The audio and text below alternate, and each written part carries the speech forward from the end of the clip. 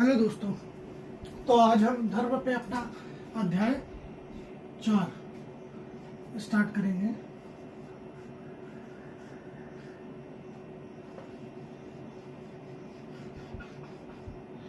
धर्म या संस्कृति या सभ्यता। तो पिछले अध्याय में हमने जहां खत्म किया था वो था गौतम बुद्ध और महावीर स्वामी का आगमन।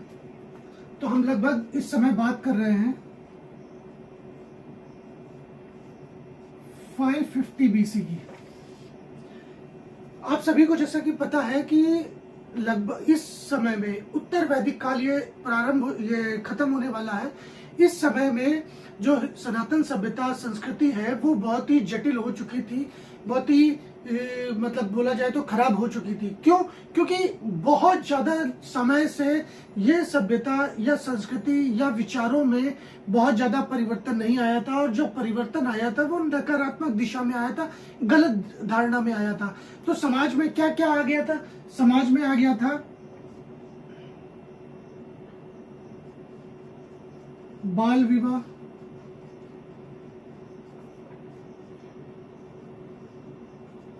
पशु हत्या, वर्ण व्यवस्था। अब क्या था कि इस समय में जो समाज नए दौर में प्रवेश किया था, सिंधु घाटी सभ्यता के बाद ये ही वो समय था जब मानव सभ्यता ने नगरों में रहना प्रारंभ किया था। नगरीय जीवन की सभ्यता जो प्रारंभ हुई थी, नगरकालीन सभ्यता का प्रारंभ हुआ था। अब जब कृषि व्यवस्था उन्नत हो गई थी, सकल घरेलू उत्पाद बढ़ गया था, कृषि में सरप्लस खेती होने लगी थी, लोग अपना जो बचा हुआ धन धान्य है वो बेचने लगे थे। तो उससे क्या हुआ कि सब कृषि का और ज्यादा विकास हुआ, भूमि का विकास हुआ, उपजाऊ भूमि की बहुतायत थी, जंगलों की कटाई हुई। अब खेती करने के लिए जानवरों की आवश्यकता थी। ऐसे समय में क्या था कि पशु हत्या बहुत ज्यादा हो रही थी। क्यों? बलि के नाम पे, गौ बलि के नाम पे, बकरे की, मुर्गे की, घोड़े की, अलग अलग जानवरों की बलियां अलग अलग रूप में दी जाती थी। और इस समय में नर बलि की भी प्रथा थी।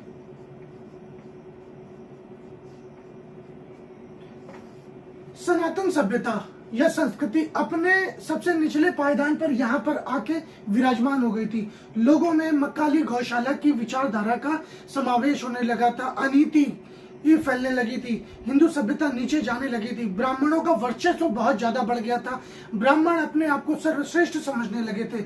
ऐसे में अब ब्राह्मणों की सत्ता को चुनौती अगर किसी ने दी है तो केवल क्षत्रियों ने दी है, और क्षत्रियों की सत्ता को चुनौती किसने दी है? केवल ब्राह्मणों ने दी है।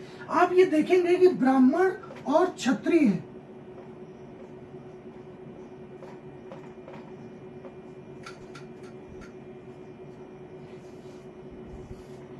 एक सांस्कृतिक रूप से या सभ्यता के मूल रूप में ब्राह्मण श्रेष्ठ माना गया है, और समाज को आगे ले जाने में क्षत्रिय श्रेष्ठ माना गया है।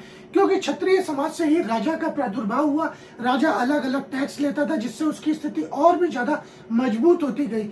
अब ब्राह्मणों में अनीति और दुराचार फैल गया था।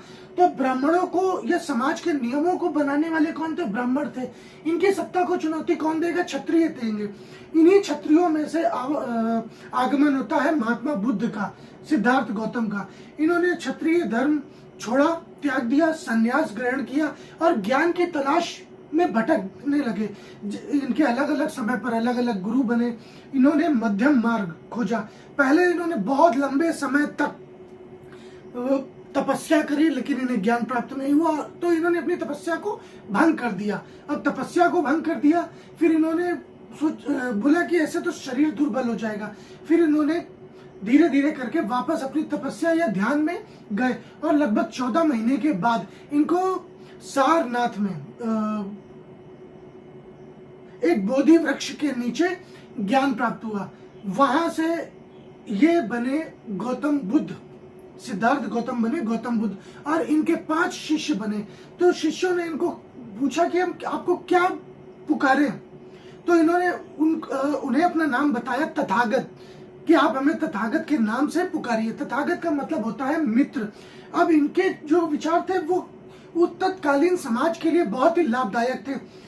अहिंसा, अहिंसा मतलब दूसरों से लड़ाई झगड़ा न करना, चोरी न करना, परिग्रह नहीं करना और बड़ों का सम्मान करना, और पशु हत्या पर इन्होंने रोक लगाने का प्रयास किया। अब पशु हत्या पे रोक लगाएंगे तो सबसे ज्यादा फायदा किसको होगा? सबसे ज्यादा फायदा होगा तृतीय वर्ग, वैश्य या किसान, क्योंकि ये ही करते थे, व्यापार भी करते थे, किसानी भी करते थे। अब किसानी करने के लिए जानवरों की आवश्यकता पड़ती थी, जानवरों की लगातार कमी होती जा रही थी पशु बलि के कारण। अब पशु बलि पर एकदम से रोक लग गई। सभी लोग, ज्यादातर जो हिंदू धर्म में कुरीतियों से परेशान थे, वो शिफ्ट हो गए बौद्ध धर्म की तरफ। उसी समय में प्रादुर्भाव हुआ या आगमन हुआ महावीर स्वामी का। उन्होंने भी अहिंसा, सत्य, अपरिग्रह, चोरी न करना, इन सब पर अपने प्रवचन दिए, लोगों को उपदेश दिए, समाज को नई दिशा दी। धीरे धीरे हिंदू धर्म का पतन होता गया और बौद्ध धर्म का उत्थान होता गया। कोई भी चीज बहुत ज्यादा लंबे समय तक एक ही जैसी व्यवस्था में नहीं रह सकती। उसी तरह बौद्ध धर्म भी धीरे धीरे कम होने लगा।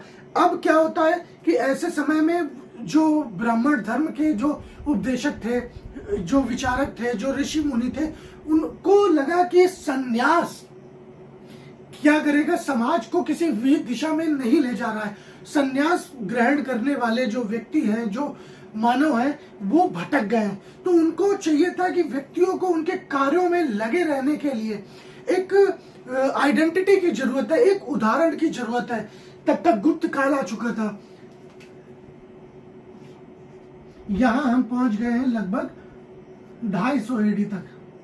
ये 750 साल बहुत ज्यादा उत्थान हुआ बौद्ध धर्म का।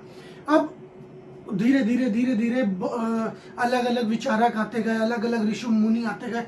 तो उनको लगा कि हमें भी ऐसे ही एग्जाम्पल सेट करने चाहिए, उदाहरण देने चाहिए, जिन्होंने अपनी कर्तव्य परायणता, समाज के नीति नियमों का पालन करते हुए समाज को नई दिशा दी है। ऐसे में जैसे हिंदू धर्म में क्या है, ट्राइबल गॉड्स की परंपरा है। ट्राइबल गॉड्स मतलब हर गांव के ग्राम देवता होते हैं, कुल देवता होते हैं, वैसे ट्राइबल गॉड्स होते हैं।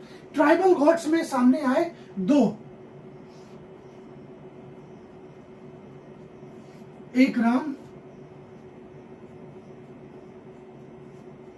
एक कृष्ण। राम और कृष्ण बहुत ही ज्यादा, मतलब इन्होंने दो व्यक्तित्व के माध्यम से, दो ट्राइबल गॉड्स के माध्यम से समाज को एक नई दिशा दी।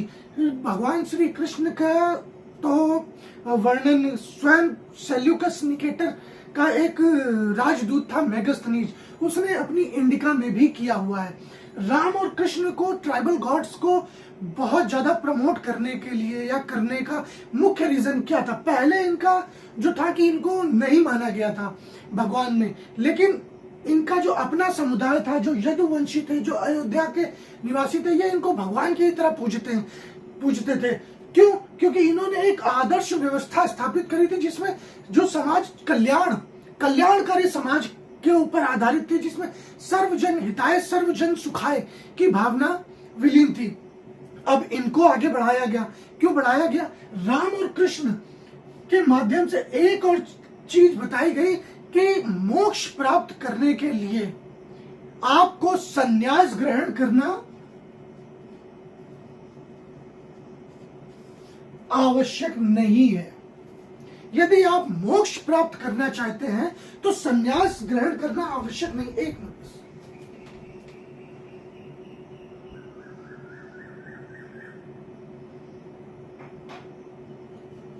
मोक्ष प्राप्त करने के लिए संन्यास ग्रहण करना आवश्यक नहीं है। क्यों?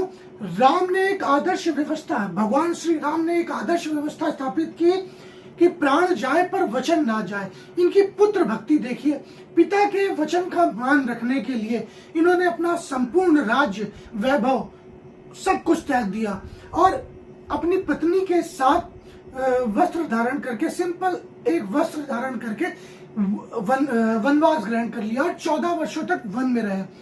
और भगवान श्री कृष्ण के तो क्या ही कहने। भगवान श्री कृष्ण ने एक व्यवस्था क्या स्थापित करी, कर्म के सिद्धांत का प्रतिपादन किया कि व्यक्ति को सिर्फ अपना कर्म ही करना चाहिए। कर्मण्येवाधिकारस्ते मा फलेषु कदाचन मा कर्म फल हेतुर्भु माते संगो स्वकर्मणि। अब हर कोई राम बनना चाहता है, लेकिन भगवान राम के जो आदर्श है उनका फॉलो करना एकदम नामुमकिन है, एकदम नामुमकिन है। कैसे? आज की डेट में अगर आप देखा जाए तो कोई भी व्यक्ति अपने पिता के वचन का मान रखने के लिए अपनी संपूर्ण संपत्ति को त्याग नहीं सकता। आजकल तो 100-100 रुपए के लिए खून भी हो जाते हैं, अपने पिता को मार देते हैं, भाइयों को मार देते हैं। आप व्यवस्था देखिए कि भगवान राम ने अपने छोटे भाई भरत को राजा बनाने के लिए, पिता का वचन का मान रखने के लिए संपूर्ण राज्य त्याग दिया। और इनके छोटे भाई की भी महिमा देखिए। बड़े भाई ने छोटे भाई के लिए अपना राज्य त्याग दिया है, लेकिन क्या छोटे भाई ने राज्य स्वीकार किया?